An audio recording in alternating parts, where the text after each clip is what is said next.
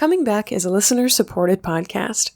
If you like the show and want to see it reach more grieving ears and hearts, support Coming Back on Patreon at patreon.com/shelbyforsythia. My Patreon supporters get exclusive access to weekly grief journaling prompts and live grief hangouts with me. Pledge for as little as $1 per month and change or cancel your support at any time. Join this growing behind-the-scenes community now at patreon.com/shelbyforsythia. Thank you so much for listening to Coming Back. Just one more thing, grief growers. Do you ever feel trapped, stuck, or silenced in the aftermath of loss? Are you struggling to figure out who you are now or what your life is made of now that death, divorce, or diagnosis has steamrolled through? Whether you're trying to cultivate deeper self-compassion, figure out where grief belongs in your life now, or simply feel like you have more room to breathe, the 3 words that your heart needs to hear are permission to grieve. Permission to Grieve is the title of my latest book, a tribute to the 3 little words that changed how I saw myself and my grief after the death of my mom. I know it has the power to change how you see yourself and your grief in whatever loss you're facing. You can find Permission to Grieve now on Amazon. Give yourself more grace, space, and room to breathe in the aftermath of loss, because we could all use a little more permission to grieve.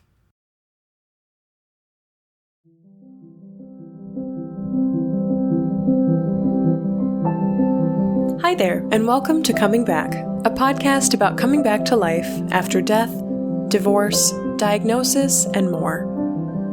On today's show, I'm talking to the human behind the Instagram account at That Good Grief, Rachel Reichblum, about the 1 in a million loss she faced, the death of both of her parents in just 3 years from the same type of brain cancer. Also this week, I'm letting you know the 3 things you do not have permission to do in your grief, and sharing an excerpt from my new book, Permission to Grieve.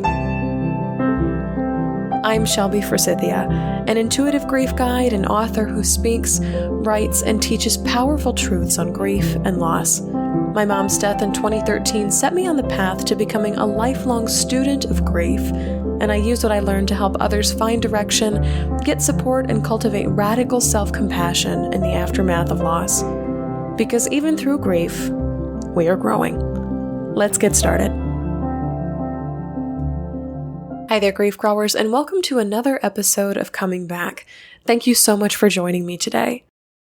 If you're anything like me and very, very, very conscious of the looming holiday season, I hope you'll join us for our next grief support call on Monday, November 25th. It's just a few days before Thanksgiving here in the United States, so if you'd like a grief gathering to steady your head and your heart before walking into the fray of turkey and family and lots of obligatory questions about you and how you're doing, I hope you'll join us there. To access the call, simply pledge to support this podcast on Patreon at patreon.com/shelbyforsythia. To access our group call, simply pledge to support this podcast on Patreon at patreon.com/shelbyforsythia. No matter what level you pledge at, you will receive an invitation to join us live on November 25th, and when that day comes, just click the link to pull up our private chat room on YouTube. I look forward to seeing you there and holding space for your grief as we enter the often dreaded holiday season. You can find a link to my Patreon page where you can pledge and join us on November 25th in the show notes. This week, grief growers, I want to share one of my favorite parts of Permission to Grieve with you. This is a section of the book that actually came to me really, really early on in the process of writing, because as I was thinking about all of the things I wanted permission to feel, be, and do in the aftermath of my mom's death, I was also thinking of the things that I did not want permission to feel, be, or do in the aftermath of my mom's death. So as I was writing the things that I wanted to happen, I was simultaneously writing the things that I did not want to see happen as well. And I'll tell you that there aren't many things that are off limits in Permission to Grieve. I only named 3, but they're really, really important and worth talking about because they do show up in the world. People do give themselves these types of permissions when they really shouldn't. So check out this excerpt from the book and see if you or someone you know is giving these toxic permission slips to themselves. Things you do not have permission to do. Invariably, I need to drop in a short note about how this tool of permission granting should not be used. 1. You do not have permission to use grief as a crutch or an excuse. Some people like to blame violence, abuse, addiction, or general poor decision-making on grief and the emotions of grief. While there is a validity in the effect that grief has on mental health and unlocking hereditary predispositions such as alcoholism, you do not have permission to use grief to justify hurting others or yourself. For example, you cannot tell yourself, I have permission to act like an asshole to my boss because I'm grieving. Or, I have permission to drink myself into tomorrow because I'm grieving. Or, I have permission to hit my spouse because I'm grieving. These behaviors are not grief. They are avoidance of grief and/or the diffusing of grief emotions through focused energy and actions, like drinking, physical violence, sex, food, etc. People behave this way when they are facing away from grief, and permission can only be granted to grieve when we are facing towards it, asking it what it wants and how it wants to show up in the world. If you or someone you care about is engaging in these behaviors, the grief recovery method would call these short-term energy-relieving behaviors, or STIRBs. Please seek out a local grief recovery specialist, support group, or a counselor trained in grief and loss. 2. You do not have permission to tell others how to grieve. What works for one griever may not work for another. Telling yourself, I have permission to mount photos of my dad in the house, even though he's dead, may not be appropriate for someone who did not have a great relationship with their now deceased father. I have permission to be angry with my father even though he's dead, might be more appropriate for their grief. Bottom line, your permissions may not fit others' griefs and vice versa.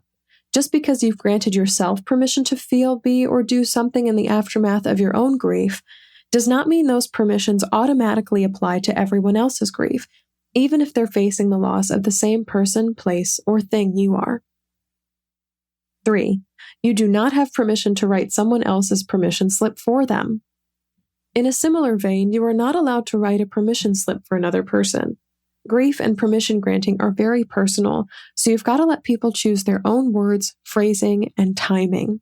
You cannot show up and hand somebody a permission slip that you've crafted on their behalf and expect their grief to abide by it.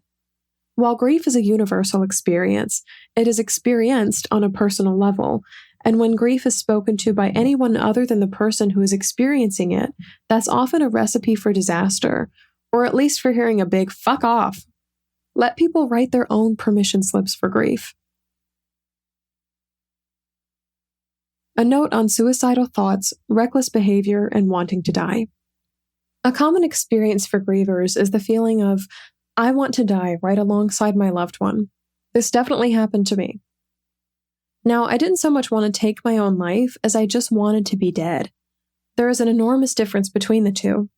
It was less a feeling of, I want to die by my own hand, and more a feeling of, if I didn't wake up tomorrow, that would be okay. Grievers often engage in what is considered reckless behavior for 2 reasons. 1, to feel the rush of being alive, and 2, to put themselves in harm's way. These behaviors include everything from dangerous driving and overusing alcohol and drugs to going bungee jumping and having hookup sex. While these are not always life-threatening behaviors, please know that they can point back to that feeling of wanting to be dead. If you are facing thoughts of wanting to be dead, please know that it is normal and extremely common. Megan Devine writes about this particular emotion beautifully in her book, It's Okay That You Are Not Okay, and if you haven't already, I highly recommend reading it. If you feel suicidal or have a plan to take your own life, please call the National Suicide Prevention Lifeline at 1-800-273-8255 or text the word HOME to the crisis text line at 741-741. I have leaned on both of these resources in my grief and can speak wholeheartedly to their kindness and empathy. We have the power to grant ourselves so much permission to grieve, but we cannot use our grief as a crutch, tell other people how to grieve, or write other people's permission slips for them. And even if we do genuinely want to curl up and die right alongside our loved one, we must recognize and remember that there are others out there who feel just like we have felt, and there are others out there who are willing and able to help us no matter what state we're in. If you or someone you know is using toxic permission slips to justify bad behavior in grief, consider purchasing a copy of Permission to Grieve on Amazon, and you can always find a link to my new book in the show notes. Up next, I'm talking to Rachel Reichblum about the death of both of her parents in the lottery that she never wanted to win.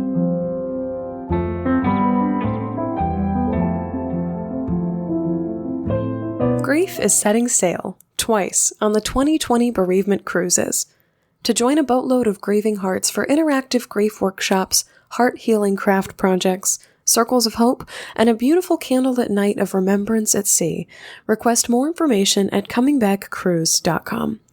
You'll be contacted by the cruise's organizer and previous Coming Back podcast guest, Linda Finley, to hear more about your choice of 2 tropical cruises setting sail in 2020. And when you're ready, she'll help you reserve your spot on board. Bereavement cruise cabins do go quickly, so request more information now at comingbackcruise.com, where grief finds support and community on the open sea. Rachel Reichblum is an unintentional expert in grief.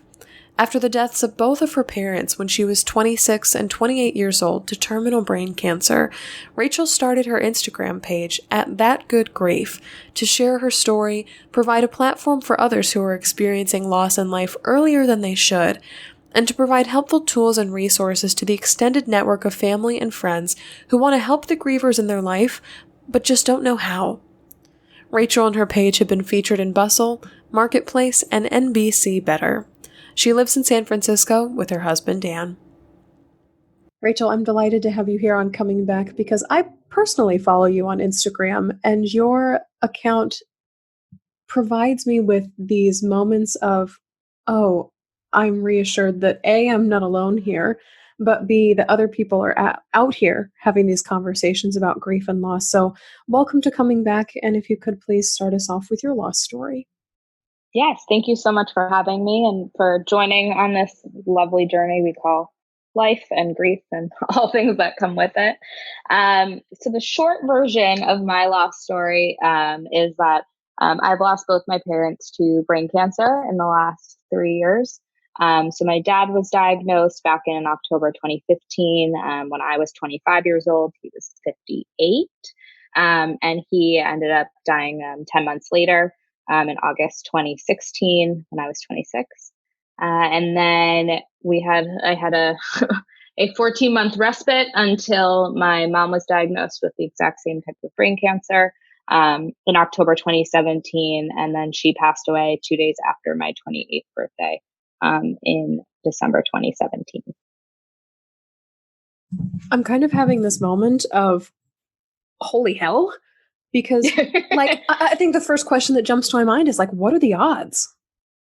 Yeah, I mean, I always say it's like I've won some sort of lottery because like statistically it's very unlikely, but in just like the worst possible way. So that's where we're at right now. But it's been a journey. And then the other layer to all of that I include because it's consequential is my brother is an addict. He's fortunately right now he's been clean for just over a year. I'm very proud of him every single day for that. But obviously that, became more complicated after losing both of our parents and needing to kind of take on a parental role for him, but also wanting to have a sibling who had the shared experience of loss. Can I just jump right in and ask you kind of a shitty question and you tell me whether or not you're comfortable answering it? Yes. I'm wondering, with you sharing that information too, with both of your parents dying and then your brother having a story of addiction as well, if you ever feel like I'm the last one standing, I'm the only sturdy leg on this table. Yeah, I think I've always been the type of person who has felt an immense sense of responsibility to society, to others around me, I think that comes from being the oldest child. I think there's certain like grooming that children get and are treated as like kind of the responsible one from a young age. And so I think that was an identity I always had inside of me. I think everything the last couple of years has certainly exacerbated that. But I've had to balance that with the realization of how limited my scope of control is.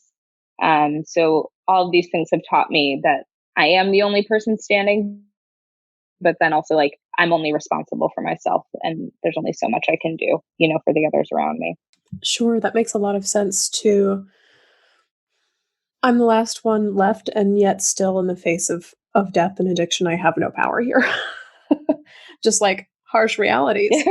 Yeah, I mean something like that. Yeah, and I think there's I hate to silver lining things too quickly in my life because we all deserve to kind of sit with the pain that we have. But one of the things that I have learned through Naranon, which is for family members or friends of people who have addicts in their lives, particularly it's kind of like the partner association to NA, or AA, if you're familiar with that, is just the concept of boundaries and, kind of being in control of your own destiny and willpower and decision making.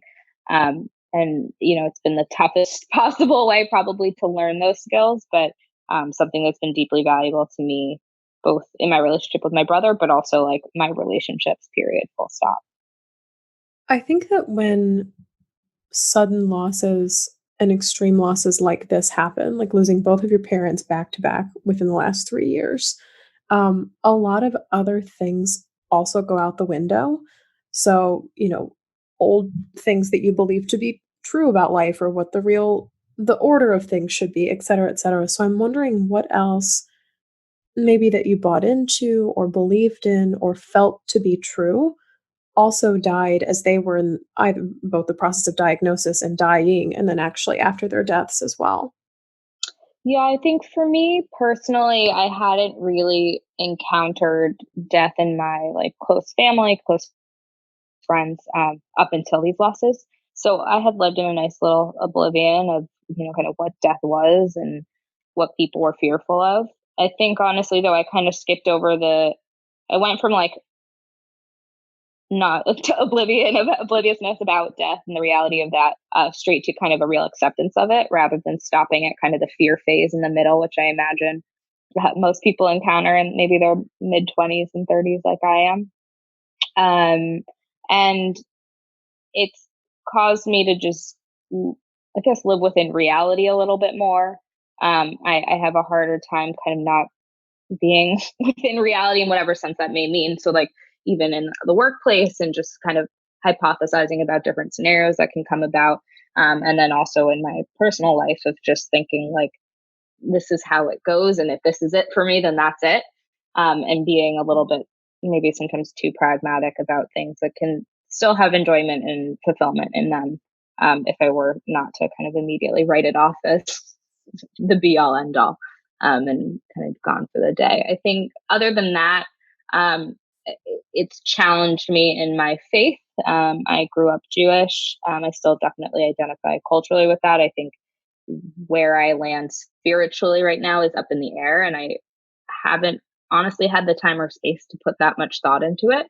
I think I still participate in the things that have meaning, but it's going to take some time for me to sort out the pieces there of what it is that I believe to be true. I just had this phrase come to me as you were speaking about that, and it's shelving spirituality. Like, let's just put that on a shelf for a while, and we'll get back to that later. It's just like exactly, like I gotta pick my battles here, people, and I just that's not one I can take on. I know that I can't take it on lightly, right? There's no like light version of deciding whether or not you believe in like a higher power. So for me right now, that's temporarily on hold.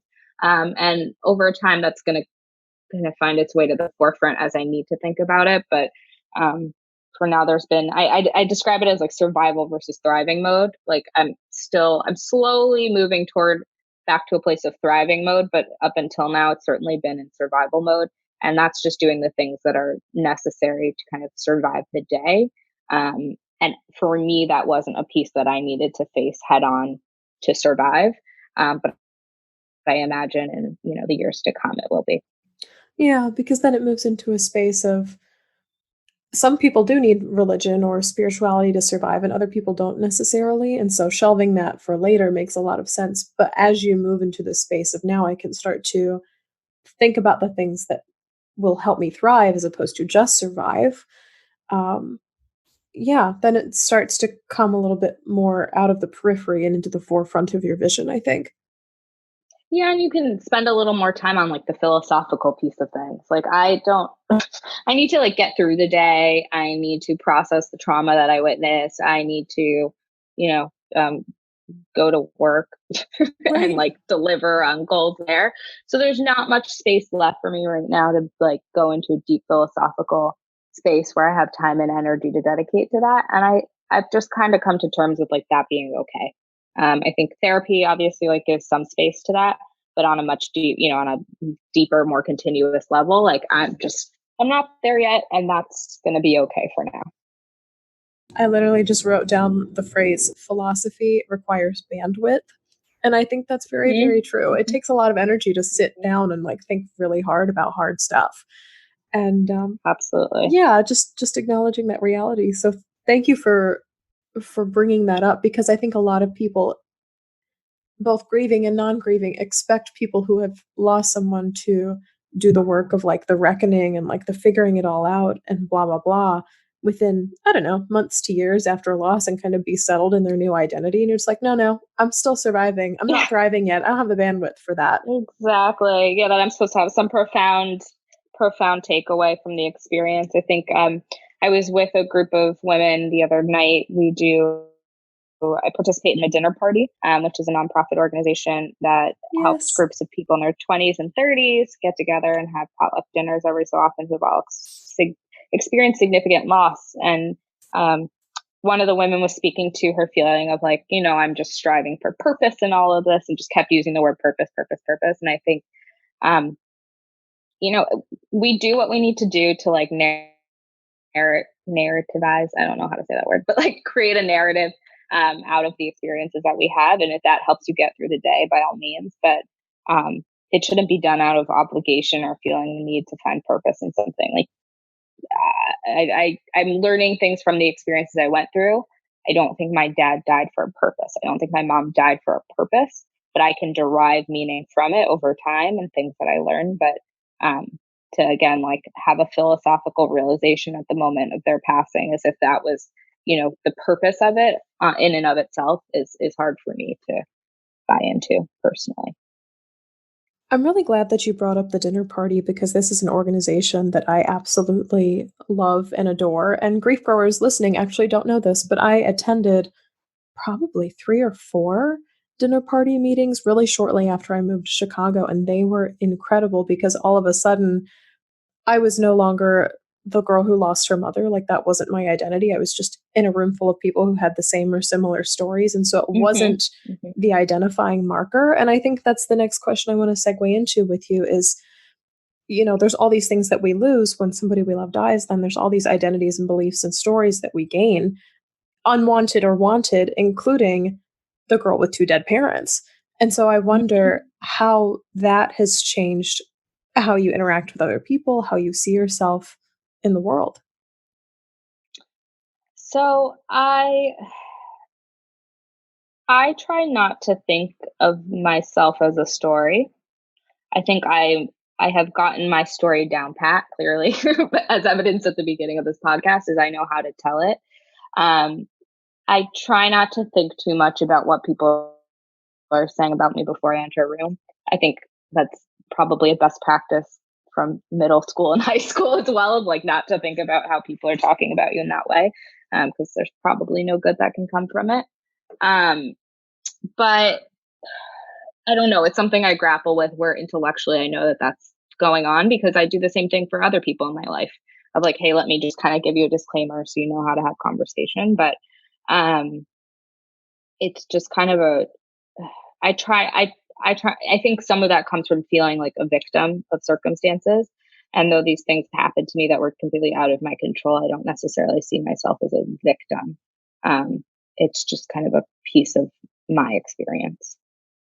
That's a big deal. I'm wondering if you can speak more on that of not seeing yourself as a victim of really, really unfortunate circumstances.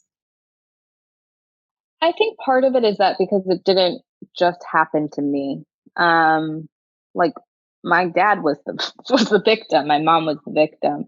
My brother is, dealing with he's victim to his own disease at times. And so I think for me, I just come from a place of like, I think that's kind of goes back to that whole control conversation of recognizing that there are things that happen to you that are completely out of your control, but you're not necessarily victim to them. It's just kind of life happens. Things happen, both good and bad. And sometimes you have some piece of responsibility in them, but things like this, I mean, I have no role in it. And so it's hard to kind of capture it in the language of a victim, I guess. I wonder where that belief came from for you, that things just happen, as opposed to, gosh, because so many people come on the podcast and talk about, both through a religious and a non-religious lens, of I never thought this would happen to me, but B, I thought if I was just a good enough person that only good things would happen to me, or I would never experience anything bad. And those two mentalities of, I never thought this would happen to me, and if I'm just good enough, nothing bad will happen, can both really instigate like the victim mentality. And I wonder if you grew up with that just totally off your radar, or if it's something you had to learn to shed as a result of your losses. Yeah, I mean, it's a great question. And I completely understand the kind of approach that people typically take in these sorts of situations and seeing it through both those different ways. Um,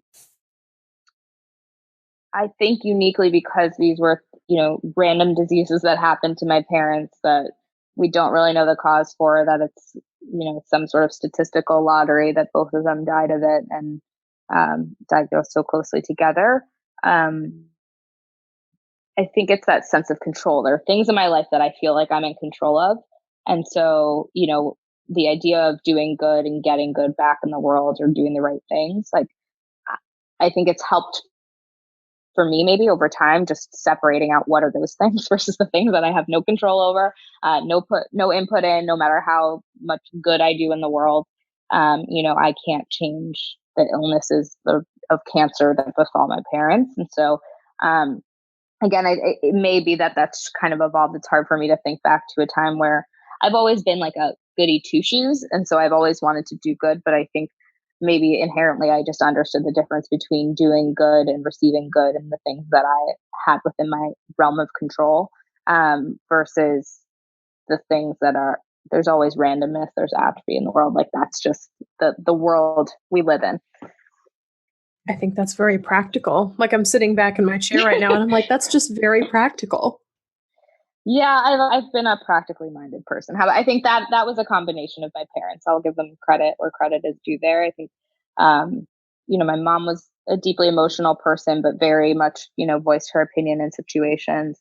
My dad was a very business minded person. And so I think I got some combination of both of that from both of them to lead me to be a fairly practically minded human. I wouldn't say that I was like that as like a teenager because, as a teenager, there's no such thing as practical logic or reasonableness. But, in my adult years, I've come to recognize that. What is your relationship to cancer in general? Because I know, for me personally, I loathe cancer now because it's what killed my mom. And so anytime, especially when October rolls around and everybody does the breast cancer, blah, blah, blah, I stay as far away as I possibly can from it. I've never participated in a walk. I don't donate to the charities. I feel, and well, there's some guilt tied up in that because I'm like, you could be helping, Sure. But at the same time, I'm like, no, that's the thing that killed her. I just can't touch it with a 10-foot pole, no matter what or how good the cause is. And I wonder if that resonates with you with brain cancer, cancer in general, or if you've chosen to lean hard into it, or kind of a mix of the two. Yeah, I would say a mix of the two, and I totally get where you're coming from. I think the one that bothers me the most is cancer is one of the astrological signs. And so like my cousin, who's one of my best friends, is a Cancer. And I'm like, I just hate that. Like she's like sent me once, there was like a t-shirt and, it has the little like Cancer symbol or whatever is on it. And it says Cancer. She's like, isn't this cute? And I'm like, no, it's not. I don't like it at all. There's not one part of me that thinks that's a cute t-shirt. Though I understand in theory how it could be if it said literally any other astrological sign. But I think there's a couple like approaches I take to it. I think one on the practical sense, since that's what I guess I'm leaning into today, is that I don't necessarily think of cancer in like the largest sense. I don't necessarily identify with that so much. Um, just because both my parents have the same type, and it's such a specific instance of it that, brain cancer, an experience with brain cancer is completely different than an experience with breast cancer, with a blood cancer, with lung cancer, with, everything is its own journey. And so I don't necessarily feel as tied to that large of a bucket. I don't, but like, I mean, there's organizations that, am I allowed to swear on here? I can censor myself. Oh my gosh, absolutely. But this is a swear friendly podcast. Okay. Just like to check, respect to everyone. But like the organization Fuck Cancer, like things like, and like Stand Up to Cancer and all that, like I identify with what they're doing. But I do think that cancer has become such this like buzzword for such a large category of diseases and experiences, that sometimes I struggle a little bit with identifying it with such a large entity. I think, it's wonderful that October is Breast Cancer Awareness Month. There's part of me that like can't really relate to that experience at all, though, because what my parents went through, I understand. Like at the end of the day, the biological replication of cells and whatnot is the same disease, but how they went through it was just very different than someone who's gone through it in another part of their body. I wonder, I mean, just scrolling through your Instagram and looking at your stories, there are these bits and pieces of images from therapists, from doodle artists, from all of these different outlets that talk about grief and mental health and taking care of yourself in different ways. And then every now and then there's a post of you or of people in your life. And I'm looking at one right now from June 24th that's commemorating your first year of marriage. And I wonder I wonder what that process was like for you, of not just your wedding day, walking up to getting married, but even just dating, holding relationships with somebody as someone who has lost so much so young.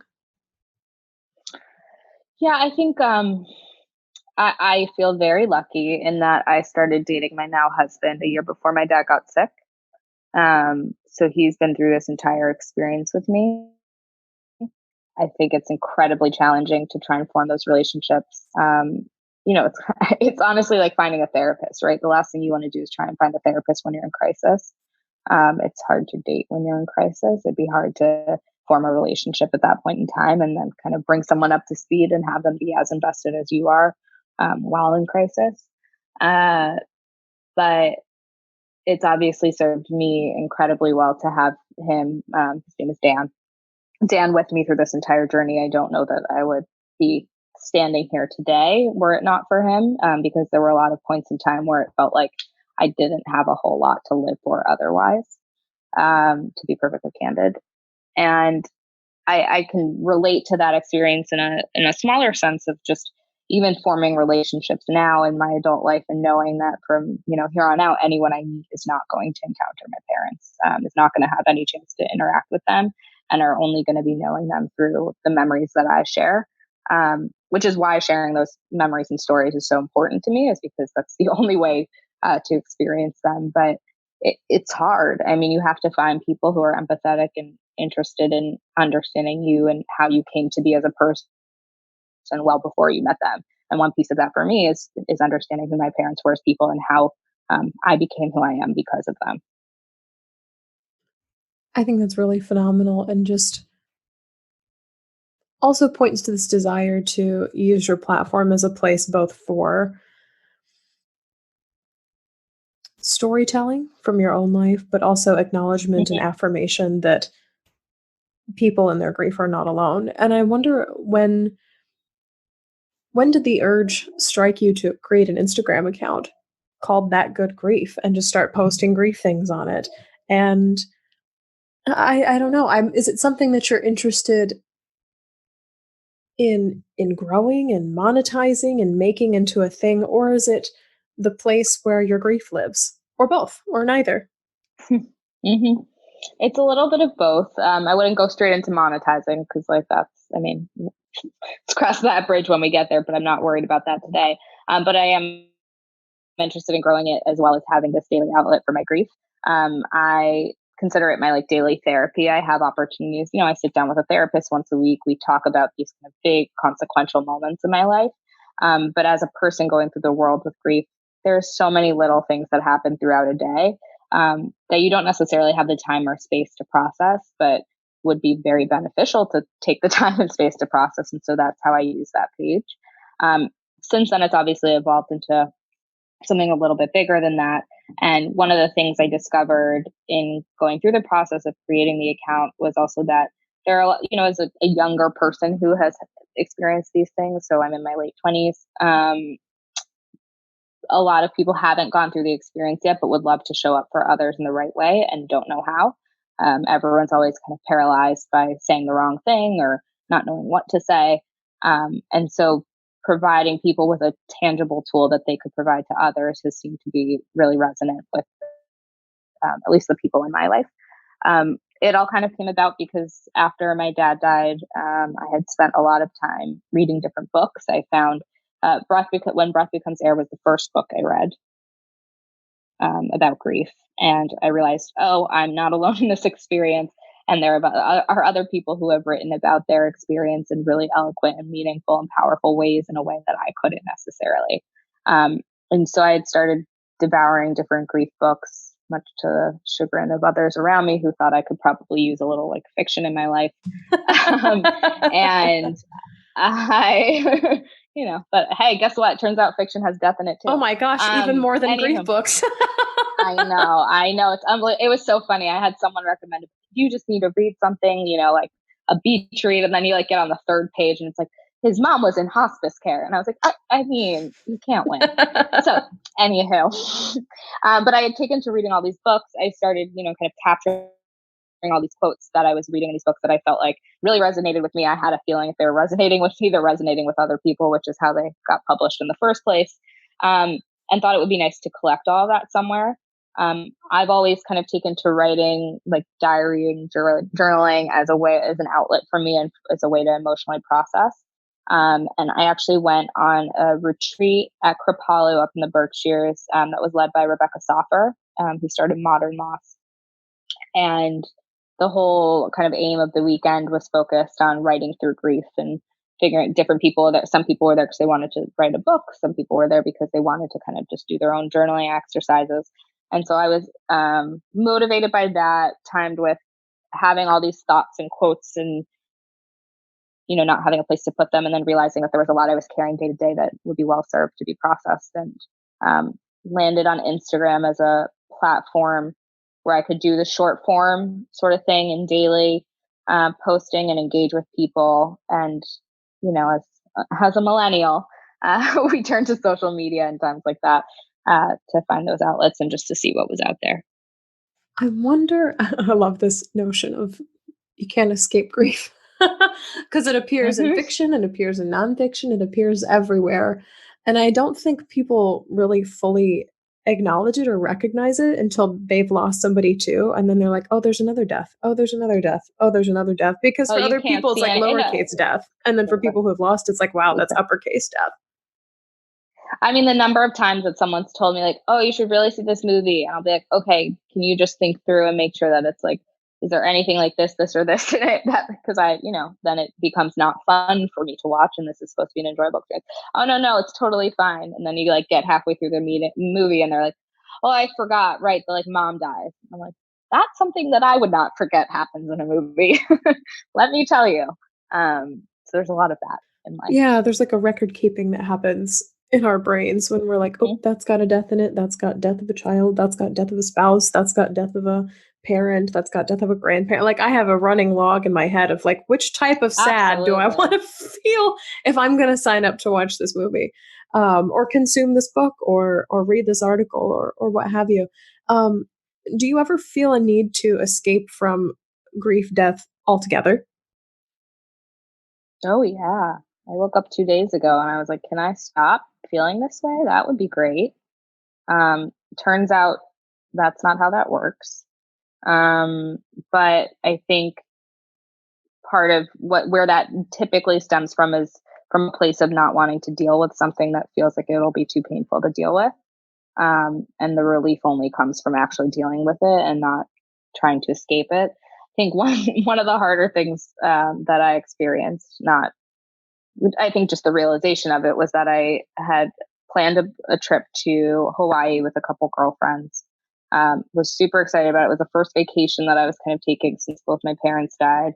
Every other trip up until that point had been either back to Chicago to see my family, had been dealing with my brother, getting him where he needed to be, maybe traveled a little bit for like friends' weddings and things like that, but nothing that felt like truly a vacation. And I was on the vacation and I realized, oh, I also have to bring my grief with me. It's not like I could get to just kind of leave that behind. You think of vacation as, I can unplug from work, I can unplug from this, I can unplug from that. It turns out you can't unplug from grief, and that just travels with you to whatever exotic and beautiful location you may be in. And so that was tough to have that of like, oh, I can't escape it even if I wanted to. It doesn't matter kind of where I travel to. But for me, it honestly typically comes down to like, if I actually deal with this head on, will I find some of that relief afterward? I love that realization happened for you on vacation of all places, or right before vacation of like, yeah. Oh God, this goes in the suitcase too, doesn't it? I know. I didn't have any room in my suitcase for stuff, and it still found its way in. I don't know how. There's a funny song that I love that I often have some of my one-on-one clients listen to called Hello, Mr. Heartache by the Dixie Chicks. I don't know if you've ever heard this song, but the lyrics essentially go, hello, Mr. Heartache, I've been expecting you. Come in, wear your welcome out the way you always do. You never say if you're here to stay or only passing through. Hello, Mr. Heartache, I've been expecting you. And essentially it's about like this, energy just comes and beats the door down and takes up room on the sofa and drinks her out of booze and all this other stuff. She's like, are you going to go away? Yeah. And the answer is no. It's this thing that you have to tote around with you for the rest of your life. And when you get to these spaces of, I'm probably avoiding something I really don't want to deal with, what comes next? Like, what comes after that realization? What does dealing with it actually look like to you? So typically for me, it usually takes me going into therapy to actually face the vulnerability.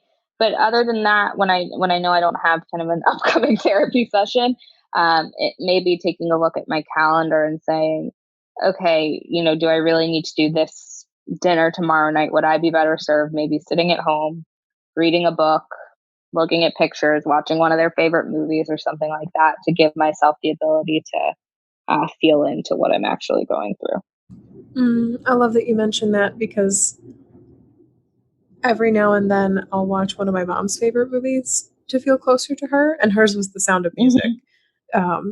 As I'm sure was the favorite movie of so many women in her generation. But do you want to share their favorite movies with us here today on Coming Back? I would love to. So my dad's favorite movie was Blazing Saddles. That's such a dad movie.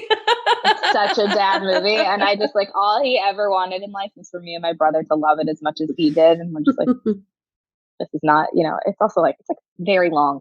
But it's funny. I mean, I get it's very his humor. So like that is nice for him. My mom, I don't know that she had a favorite movie, but I have like a favorite memory of things we watched together. Unfortunately, that was a lot of Real Housewives. And so I watch a lot of Housewives, and I think I get like an extra kick out of every episode because it feels like a connection point. Oh gosh, of course, because you're going to hear her voice in your head judging everyone who's coming on the screen. Can you believe? Yeah. So I think, it's gotten a little out of hand given the number of franchises that there are in seasons, but, I enjoy listening to that and just thinking about like, oh man, if she could see this, she would, really get a kick out of it. I have that with HGTV, or mostly Trading Spaces, where every time they traded spaces, it was terrible. And my mom said, I would just never let someone come into my house and do all this. And she would say it repeatedly. I'm like, Mom, we get it. No one's coming here. No one's coming here.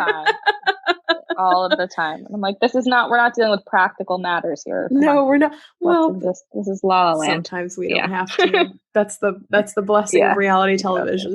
We don't have to deal with reality right now. Nope. I love it so much. Well, Rachel, let us know where people can find you and your work, where all the places you'd like to be found, and where they can see more stories about you and your parents and your grief and your brother and your practicality, but also just like the relatableness that is grief in your 20s. Of course. Yes. So Instagram is the best place to find me. My handle is @thatgoodgrief. So think Charlie Brown, but with that in front of it.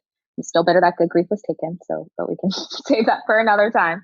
And I have on there, I have my email address linked there because I have a list of resources that I retain, and lists of books that I've read, Facebook groups that I'm a part of, podcasts that I listen to, all that sort of good stuff, that I'm always happy to share with people as a set of resources for them, for anyone who's going through different grief experiences. So certainly shoot me an email or a DM, and I'm happy to send that over to you. That's awesome, because I think so many grievers are just looking for a place to start. They're like, just give me a thread to pull. Yep. There's no welcome packet for joining the Grief Club. I think that's something that is on the back of my mind. I think I would like to do that at some point, some sort of like book as like an intro to grief 101, as we've unfortunately all become experts. But until then, you can email or DM me, and I'll email you my list.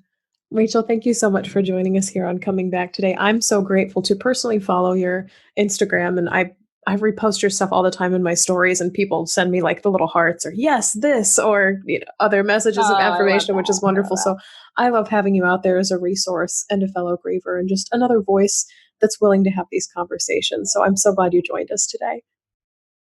Thank you so much for taking the time to chat. I really appreciate it. And I know we're all in this together, unfortunately. So that's all for this episode of Coming Back. Thank you so much to Rachel Reichblum for coming Back to talk about the loss of her parents, what grief is like as a 20-something, and why it still really sucks that cancer is an astrological sign that exists. Rachel came back by going to therapy, watching her parents' favorite movies, and starting her Instagram account @thatgoodgrief. You can follow Rachel's Instagram @thatgoodgrief, and be sure to email her to receive her list of grief resource recommendations for you or for somebody you love. If you're looking for more grace, space, and room to breathe in the aftermath of loss, purchase a copy of my new book, Permission to Grieve, now on Amazon. And remember, if you'd like to listen to the book, you can get it for free when you sign up as a new customer at audible.com. You can find a link to Permission to Grieve in the show notes.